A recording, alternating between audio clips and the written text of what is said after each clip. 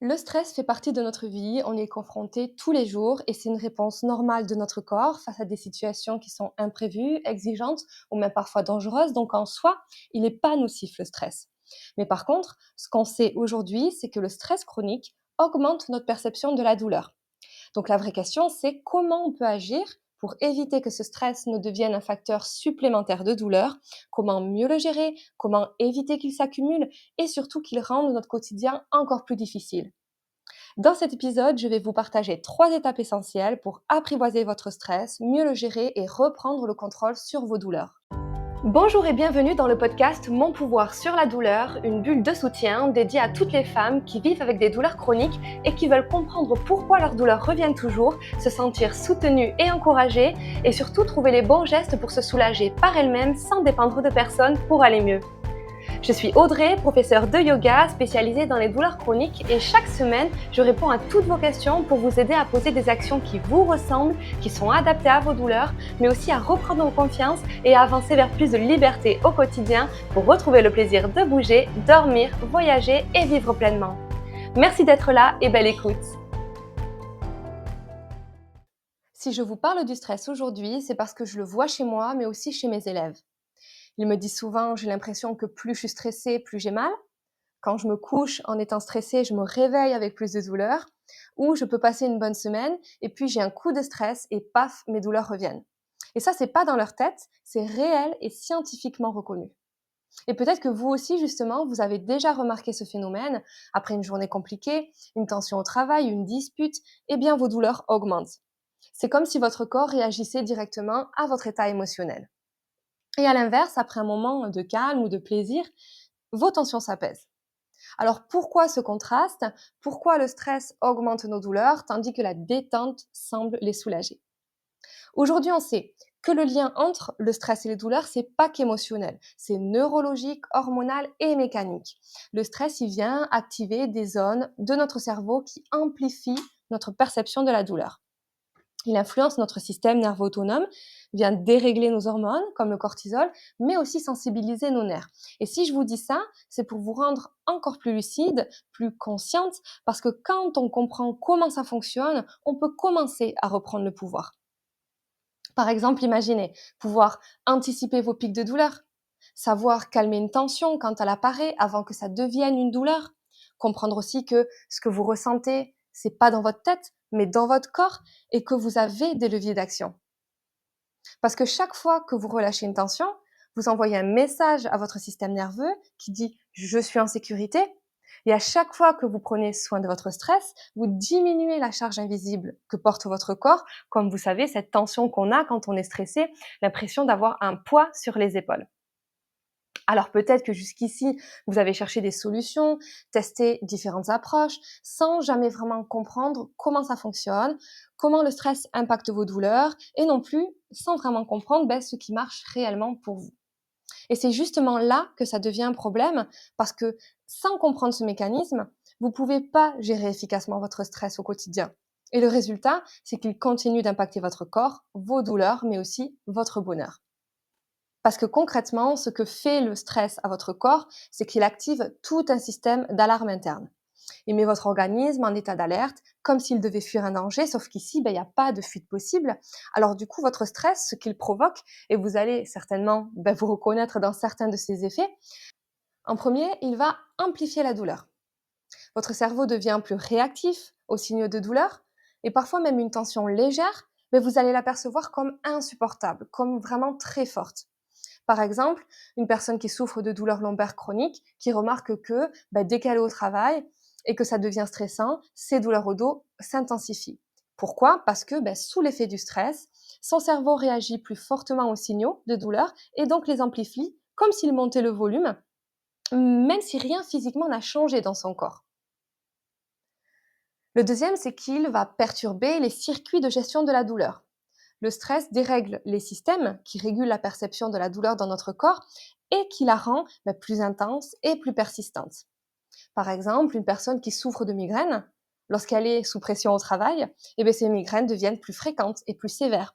Ici, le stress, il vient perturber les circuits dans son cerveau qui sont responsables de la gestion de la douleur et qui rend ces migraines plus douloureuses. Le stress, ensuite, il va venir dérégler le cortisol. Cette hormone qui est censée aider à gérer le stress, mais qui devient inefficace lorsqu'elle est surproduite ou mal régulée, et ainsi, ça vient aggraver la douleur. Donc on tombe dans ce cercle vicieux de la douleur, trop de stress, trop de cortisol, plus de douleur, de l'inflammation, de l'épuisement. Et donc, par exemple, une personne qui vit une situation de stress constant à cause de problèmes familiaux, elle va remarquer que malgré ses efforts pour gérer son stress, ses douleurs musculaires elles vont s'intensifier parce que son corps produit trop de cortisol, ce qui finit par déséquilibrer, désensibiliser son système face à la douleur et rend la gestion de ces douleurs beaucoup plus difficile. Le stress ensuite, il va venir créer justement ce cercle vicieux, et on le connaît tous, hein, douleur, stress, plus de stress. Donc par exemple, une personne qui a une douleur à l'épaule, récurrente, hein, et lorsqu'elle est stressée, la douleur devient plus intense, ce qui la rend encore plus stressée parce qu'elle n'arrive pas à se soulager et du coup, encore plus de douleur. Donc cette boule de stress en fait et de douleur, elle se renforce au fil du temps, elle rend les symptômes de plus en plus invalidants. Et pour terminer, ce que fait le stress chronique, c'est qu'il ancre des associations émotionnelles. Et ça, c'est super important et aussi très intéressant. Votre corps, il associe certains contextes, lieux ou situations à des douleurs passées. Par exemple, rien qu'en revivant une ambiance similaire, la douleur, elle peut revenir automatiquement, même sans cause physique réelle et immédiate dans la situation. Et ce point en particulier me fait penser à l'une de mes élèves qui ressent systématiquement une augmentation de ses douleurs cervicales lorsqu'elle travaille sur son ordinateur. Et elle a évoqué le fait que c'est probablement aussi associé à une de ses expériences professionnelles dans laquelle elle a vécu justement des moments stressants. Et donc là, on voit bien que le cerveau a créé des associations. Mais ça peut être aussi une montée de douleur juste avant un événement que vous redoutez, comme un rendez-vous médical, une prise de parole, même si votre corps physiquement il est au repos. Ou parfois, un simple parfum, une lumière, un son qui peut venir raviver inconsciemment une tension ancienne, que le corps il vient traduire par une douleur.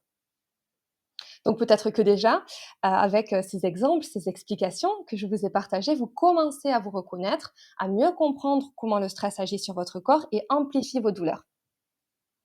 N'hésitez pas à partager en commentaire ce que vous avez observé dans votre quotidien, les moments, les situations, les émotions qui, vous le sentez, viennent aggraver vos douleurs. On pourra en parler ensemble et trouver des astuces concrètes pour mieux les gérer.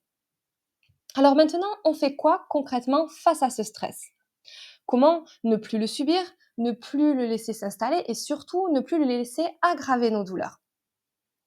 Je vais vous partager selon moi 3 étapes essentielles qui vont vous permettre d'apprivoiser, de mieux gérer votre stress et surtout de reprendre le contrôle sur votre corps, vos émotions et vos douleurs. L'étape numéro 1, c'est que vous devez observer et noter. Notez vos douleurs, vos émotions, vos pics de stress et leur évolution, même 30 secondes par jour. Mais avec ça, vous allez justement créer un lien de cause à effet et vous allez pouvoir reprendre la main et mieux agir. Donc, évaluez vos douleurs régulièrement, observez comment elles sont influencées par votre niveau de stress ou par vos activités quotidiennes, parce que ça, c'est la première étape pour prendre enfin conscience du lien entre le stress et de la douleur, comment il vous impacte et commencer à agir dessus. Prenez le temps d'évaluer vos douleurs dès le départ en notant chaque zone du corps où vous ressentez des tensions, des crispations, des douleurs, puis réévaluer ces zones du corps en période de stress ou surtout après ces périodes de stress. Ça va vous permettre de voir concrètement l'impact qu'il a sur votre corps. Et cette approche, qui est simple mais très puissante, va vous permettre et vous aider à mieux comprendre comment votre stress influence vos douleurs et vous permettre d'ajuster vos habitudes, vos rythmes, vos réactions en fonction de ce que votre corps vous montre. L'étape numéro 2, c'est libérer le stress que vous avez déjà accumulé, que le corps a déjà accumulé depuis des mois, des années. Vous devez apprendre à gérer vos émotions négatives sur l'instant, mais aussi à détoxifier votre corps. Donc, vous pouvez utiliser des postures de yoga spécifiquement pensées pour relâcher les tensions mentales, retrouver le calme, faire circuler l'énergie dans votre corps. Vous pouvez ajouter aussi des techniques de respiration pour apaiser votre système nerveux, des exercices de détox ou de nettoyage interne, de la méditation, des pratiques de relaxation, de la marche consciente. Mais surtout, choisissez des outils qui vous parlent, qui vous correspondent, qui fonctionnent pour vous. Parce qu'il n'y a pas qu'une seule bonne méthode pour gérer son stress. Il y a celle qui vous fait du bien à vous. L'étape numéro 3, c'est se fixer des mini-objectifs, avoir des buts. Pas de grand plan, juste une petite action par jour, par semaine. Ça peut être aujourd'hui, je respire profondément pendant 5 minutes. Aujourd'hui, je dis non sans culpabilité. Aujourd'hui, je prends soin de moi sans avoir à me justifier. Avoir des objectifs précis, des projets, des envies, des rêves, c'est vraiment essentiel pour rester motivé, savoir où vous allez, mais aussi garder le cap lorsque le stress et les douleurs vous submergent. Se fixer des buts concrets, même petits, comme pratiquer quelques minutes de yoga, respirer profondément ou prendre des décisions pour changer ce qui vous convient plus dans votre vie ou vos routines, ça vous permet de maintenir ce sentiment de contrôle et de direction dont on a besoin pour avancer. Ça va vous aider à aller de l'avant, à célébrer les petites victoires parce que chaque progrès, aussi petit qu'il soit, renforce votre motivation et contribue à améliorer votre bien-être, à soulager vos douleurs.